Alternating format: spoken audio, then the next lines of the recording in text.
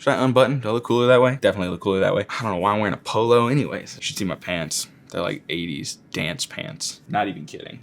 Like, you should see it. Welcome to Tablenauts. My name is Max, and today I am back with another cull video, or what's leaving my collection, and I promise you this, you don't want to miss it. There's a lot, and I'm prepared for the hate comments. One thing I do want to mention is if you do want to leave a comment to yell at me for culling your favorite game, I'm sorry, it's just a new YouTube thing. You actually have to like the video before a comment will show up on my end. I mean, that's just the way it is. So if you want to yell at me, you still have to like the video beforehand. They're not going to notice, right? Yeah, I'll cut this bit out.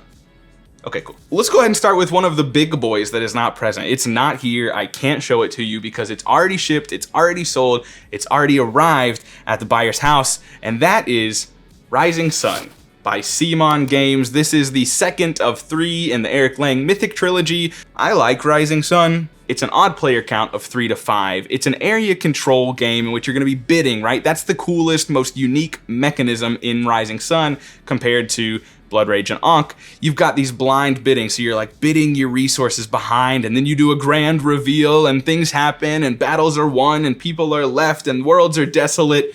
But regardless, it's a good game. I like it. I like that game. I played it one time and I was like, yeah, this is good. I enjoy this. I haven't played it again. One of those that I don't know that my brain has the capacity to know the rules for forever. I don't think it's gonna hit the table often in my player group. I just don't have that 4 to 5 player count that is really required for so many of these games. That's not to say I've called all of those. Blood Rage, Cosmic Encounter, those games work way better at 4 player counts as well, but I still want them. Rising Sun I did not feel that attachment to, and so it was gone. It's a good game. I think you should try it if you like those area control things. I think there are issues with it.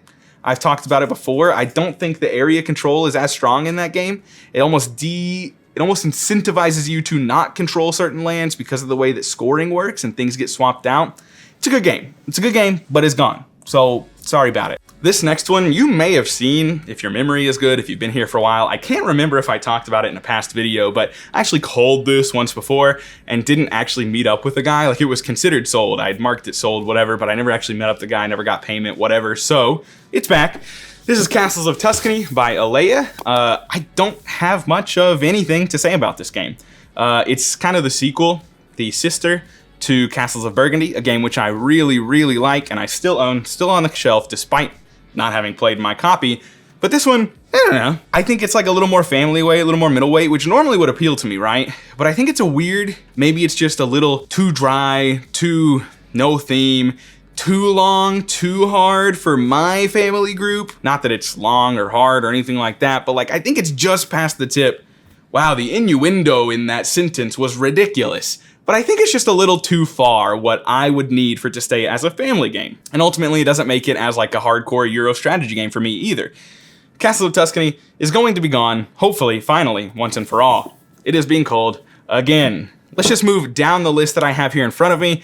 This is Telestrations, new in shrink. You can't see anything. Thank you, Draco. I love Telestrations. It's a great game, but it's just not one that I think of when I go to pull out a party game at a party or at a family get together. Thank you, Draco. Can you please move? Played this game plenty of times. I've loved it every time. It's kind of like a game of telephone, but with pictures. You're essentially drawing something, you pass it off, they try and guess what it is, you pass it off, that person draws what that person guessed, so on and so forth, until the hilarity ensues, and you look back at what should have been and what actually is. Excellent game, just not one that I bring to the table, right? Like, I'd much rather play, not that I'd much rather play, I shouldn't say that. It's much more likely to play. We are much more likely to play Monikers, Just One, things like that. I don't know what it is about Telestrations, maybe we're not artists, I don't know, but we just don't play this game, so why keep it, right? It should just go. And you may have already seen this one too, is Railroad Rivals. Promise, these are the only ones that you may have already seen, the rest are brand new. I promise you that. Know nothing about this game, just not really interested. I don't know, maybe it's good, probably is good, just does not pique my fancy. Moving on. Pique my fancy? I love this game, but I don't see a need to own it anymore. And that is Kevin Russ, AEG Flat Out Calico. I really like Calico, like a lot. I really like this game, but I haven't played it much. I've only played it twice of my own copy, I should say. I've played it a couple other times. and it's never gonna see the light of day. It's a little too thinky, a little too puzzly, a little too heavy for my family weight games. Like, we'd much rather play Azul, Sagrada, something like that, compared to a Calico. I love this game, but why keep it if it's not being played? And it's one that I wouldn't have considered culling, except for Doolin and his wife Emily absolutely love Calico. Love it. Absolutely love it. They bought their own copy, they play it all the time, and if I need my Calico fix, I'll just go to Doolin. I don't need to own it anymore personally. Let's take a break, just a breather. They're still big games, but these are the 3 that I want to cull, but was shot down by Danielle. Cat Lady by AEG. Good game, fun game. Don't really ever desire to pull it out. When I play it, I enjoy it. When I play it, I have fun, but I never really am like, man, let's go get Cat Lady. Let's play that game. So I own it. But Danielle vetoed that. She's a big fan of Cat Lady. Next is Sagrada. This is kind of similar to the Calico situation for me, right? My family prefers Azul. I think Danielle prefers Sagrada, and I think I do too, but my family prefers Azul, so we're gonna typically pull it out with them. And if I need to get my Sagrada fix, there's an app, and Doolin owns and loves the game. So again, it's just kind of like proximity. Like, I don't need to own my own copy because I can play it at will if I wanted to. But again, shot down by Danielle, not going anywhere. And lastly, this one hurts to talk about because I'm not qualified. I'm not qualified to speak on this game, but that's Isle of Cats. This is by Frank West, City of Games. It's a polyomino game with beautiful cat artwork. The box literally says, cat sit here on the inside. Like, I should always have that on my desk so Draco would hopefully sit there and not disrupt the video. I've only ever played the family version of this game, ever. I've never played the normal version of this game. Neither is Danielle. And I like polyominoes, we both do. We like cats, the theme's fun, colorful, pretty, but it's a big box that just doesn't get tabled. It's now also on BGA. But again, she shot it down. We're keeping it. I would like to actually play the real version of this though. I would like to. It was just one of those that I was like, I'm not gonna play it, I might as well get rid of it. But like, I'm kind of glad it's not going anywhere. I don't know, things are confusing. Watergate. Watergate's already sold. It's already gone, it's out the door. I bought that game because my wife likes history. 2-player game about history. Unfortunately, she couldn't care less about that particular part of history. We played it once, got a rule pretty wrong. I played it again, I actually quite like it. Nice little tug of war, nice little web building, trying to shut off different routes and avenues for your opponent to get to make the connection. I don't know how you describe this game. Really fun, really liked it. The theme could not be more of a miss for my playing partners. Danielle couldn't care less, Doolin couldn't care less, so out the door it goes. Then we have Tammany Hall. Love Tammany Hall. You've seen videos on it here. You've seen it in lists on here before. Doolin loves Tammany Hall. And therein lies the issue. Doolin got a copy for Christmas. I'm only ever gonna play that game with Doolin. Why own my own copy? Out the door it goes. I'll just play Doolin's copy in the future. Next on the list, we have Whirling Witchcraft. That's gone. That's an AEG game. I played that game a couple of times. I liked it both times, but it was nothing more than good. It was perfectly good. It was perfectly fun and acceptable and fine, but I had no real desire to go back to it, to explore all the options. It just wasn't exciting to me. It was good. It's a good game. And I've mentioned that before. I think AEG is a excellent publisher, and most of their games are like 7s. And there are a couple like Cascadia or Calico or Sheepy Time that I think are like 8s plus. But a lot of them are that 6 to 7 range, and that just happens to be one of them. Whirling Witchcraft is perfectly good, just don't love it myself. Next on the list, oh my goodness, Draco. Next on the list, we have Irish Gauge. Another one that I just sold without playing, player count issues. I love that the rules fit on one single like A4 piece of paper, double-sided. That's incredible, but it was just still not one that I was going to pull out with my friends or family. And most of those games, if I'm not super into, I don't see a point in owning. There are several games that like Too Many Bones, like whatever, like I'm not gonna pull that out in front of family and friends, but like I'm really into it. That one was kind of like I can't pull this out in front of friends and family, and I'm not that into it. So away it goes. It would be like my entry 18xx game. I know it's not the same, but like my Stocks and Trains games, whatever. But I haven't played it. I hope to play that or Iberia at some point in time, but someone else will be the teacher there, not me. Next on the list is Chinatown, a pure bidding, bluffing game. I've played it twice. I like it just fine. It's really mathy. You're trying to like figure out who can get the best win. And honestly, like almost everything, as far as I can remember, is public information. And you can math out who's winning a trade if you're quick enough, if your maths are good enough. And it's fine, it's cool, it's a good experience. I liked my plays of it.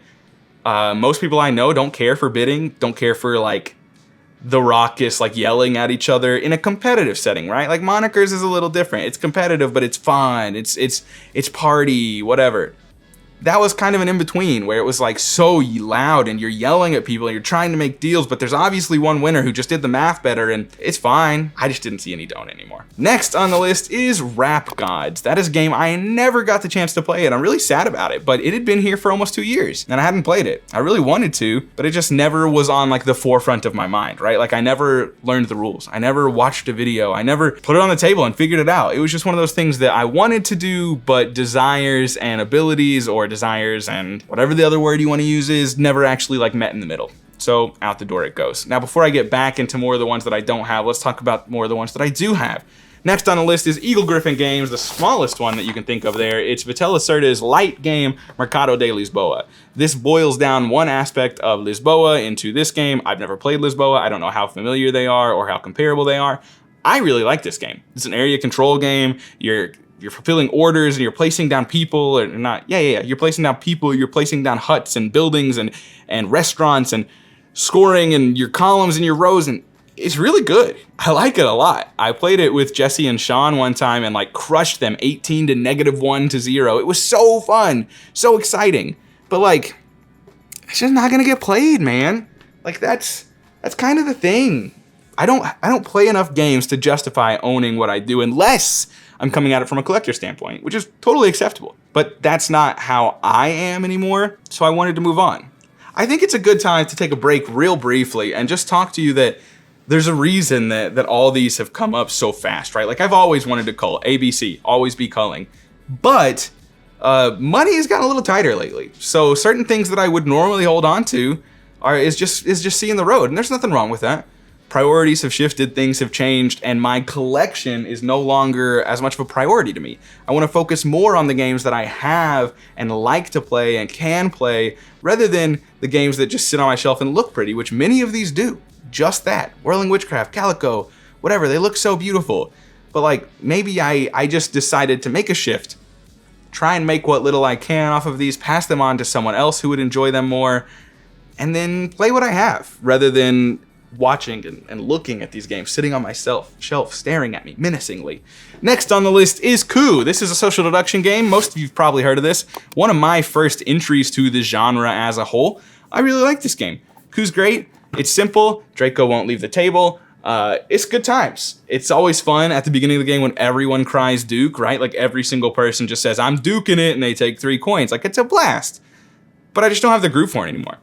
Most times when I play with more people, it's not really like that social deduction game. Like Danielle doesn't care for those types of games. I'm not sure if Doolin even cares for those types of games. So it's just one that hasn't been played in a long time. I'm probably only gonna get like $5 off of this, but more importantly, I hope someone is able to enjoy it. Maybe I'll donate it to a local library. I just don't think I need to have it anymore. Happily play it if someone else pulls out a copy, but not one that I need to hold on to. Okay, another one. This one I'm actually surprised at. Another small box game. One that I really liked, but I've played a couple things recently that have made me feel comfortable moving past it, and that is Air, Land, and Sea, Critters at War. I actually just got this game from a buddy who picked it up for me at Origins, and I've played it many times, probably half dozen, 10 times since I got it, and I quite like it. Danielle doesn't really care for it. Doolin likes it. It's good. But more recently, I played both. I played Rift Force and Radlands.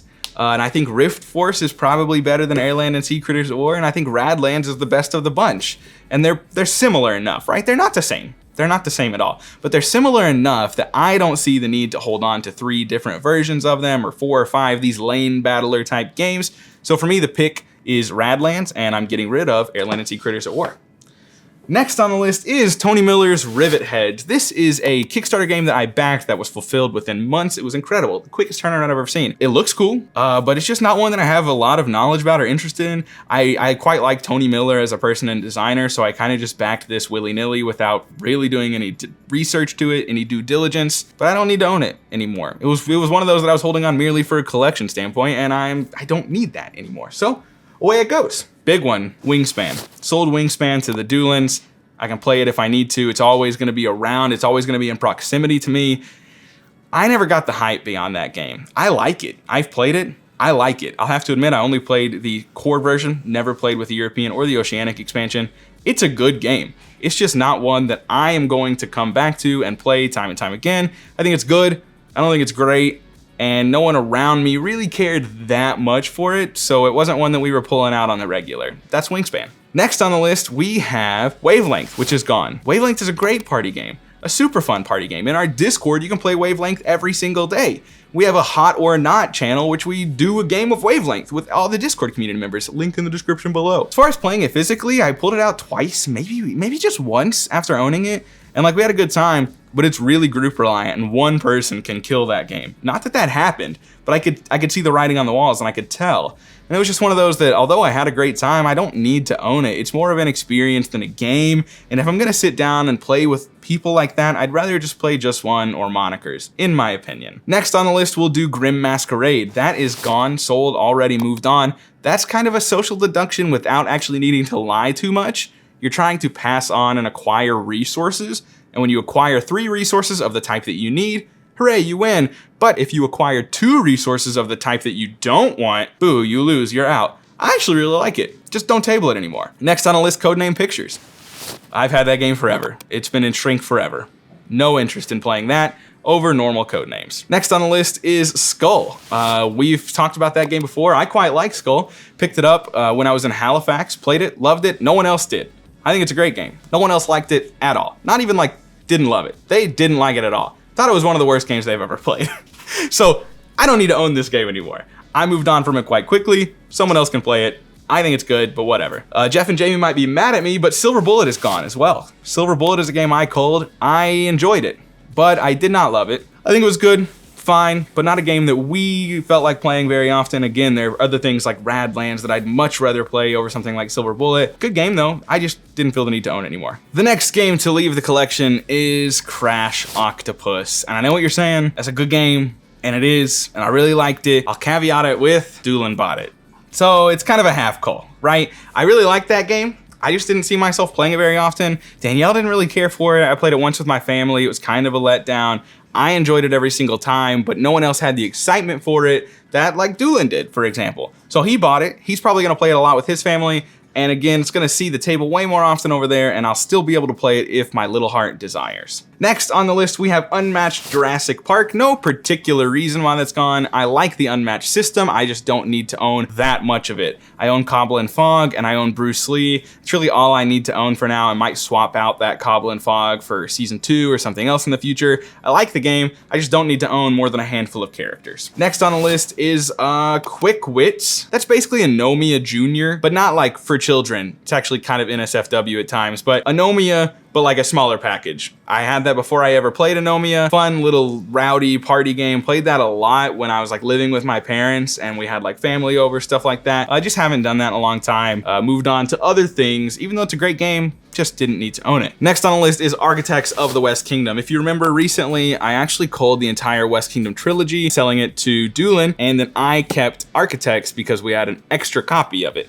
I like Architects a lot. I just don't play it. It just doesn't happen. Something like Viticulture is often more likely to hit the table than Architects. It's a good game. There's nothing wrong with it. I really do enjoy it. It's a nice little worker placement. I like the prison system, and I like the, as you put more workers under a single action, more benefits are given to you, right? Like you go here and you get 1 ore per worker there. So you're like racking up numbers as they get there, and then comes in the other person to swoop you and take you to jail. You can pay to get out, or they can, whatever. It's a really good game. I just am not interested in tabling it over other things that are more likely to hit the table with a more approachable theme to my friends and family. Doolin still owns the entire West Kingdom trilogy, so by proxy, I can play it when I want to. Now, this one I've never played, don't have a lot of interest in it, kind of. I like the concept of the game, but I don't think it's gonna get tabled, and that's Roll Camera. I actually just traded Kenny for this game and Roll Player, but I just don't have a lot of interest in it. It was kind of just a, hey, Kenny, you have these, that sounds kind of cool, here you go, let's make a trade. But in all actuality, I don't care that much about this game. And it's not one that I think I'm going to table. It's not one that I think my family's going to be interested in. I think it's just going to go on to someone else. They can enjoy it, whatever. It's a game about filmmaking. I don't even know what kind of game it is. Like, I couldn't even tell you if it's worker placement or if it's card drafting. I literally don't know. But I just don't think it's going to get tabled around here. Whatever. I don't know, guys. Don't judge me, okay? Actually, you can, but remember, you gotta like the video. That's just the way YouTube algorithms, they've messed it up. They've made it so much more confusing. Next on the list is Pandemic Legacy Season 0. I wanted to play this game. Still want to play this game. Legacy games are hard. They don't hit the table. I have Gloomhaven, I have Kingdom Death Monster, I have Jaws of the Lion, I have Pandemic Legacy Season 0, I have Clank Legacy, I have Betrayal Legacy. Nearly done with Gloomhaven. Just started with Jaws of the Lion, halfway through Betrayal, probably unlikely to ever finish Betrayal or Gloomhaven, maybe Jaws of the Lion. And compared to this or Clank, I'd rather play Clank.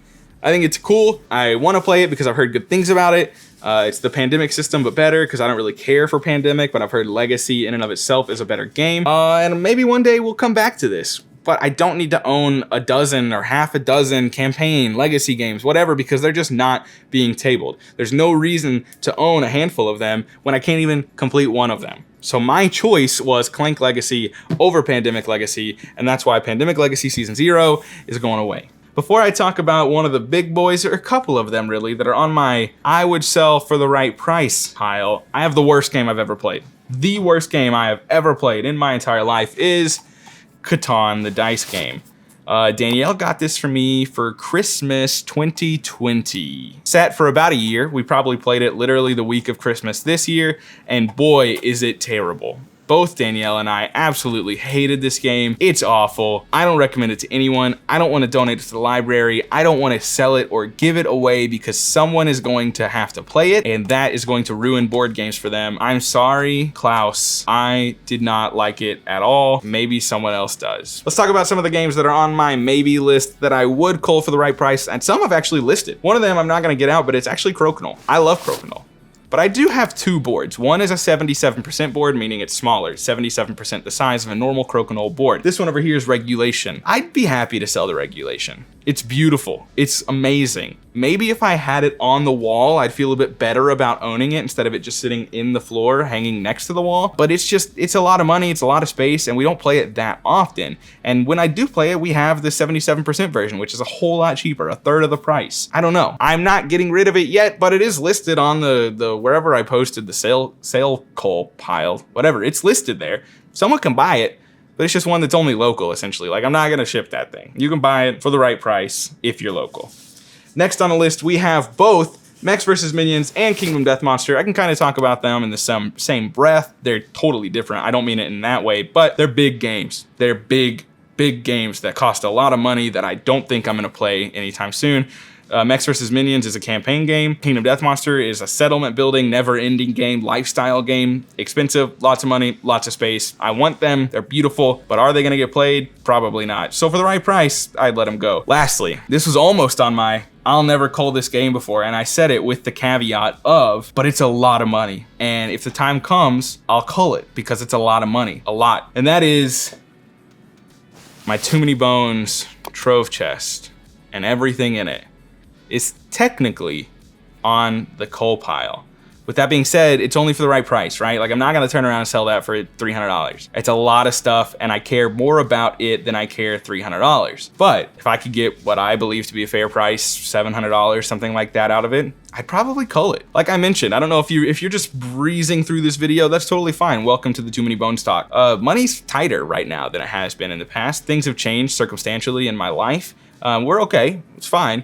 But I just mean we gotta be a little more conscious. We gotta be a little more careful with our spending and our saving, and that's $700. So if I can make that off of it, put it towards a payment of a month's, not necessarily a month, but almost a month's mortgage, stuff like that, like that's a big deal. So although I don't want to cull Too Many Bones, and although it was almost on my I'm never culling this game, it was actually mentioned in the video, but I said I can't do it because it's so expensive. The time has come for it to maybe see its way out of here. I lost track of what I was gonna say there at the end. That was not a good way to end the video. In the video. I can't talk either. That's a lot of games. I didn't even count them. If you did, let me know. I just culled a lot of things, sold a lot of things, trimming down the shelf. I have acquired some recently as well. Some that may eventually be culled too once I table them or see if they're for me or not. But as it stands, that's everything that's left my shelf that I can recall, at least in the past 2 weeks. It's all been very fast. We'll see you next time, because I'm sure this is not the final episode of What's Leaving My Shelf or Always Be Culling. My name is Max, this is Tablenauts, and as always, like and subscribe if you enjoyed the video, and we'll see you next time.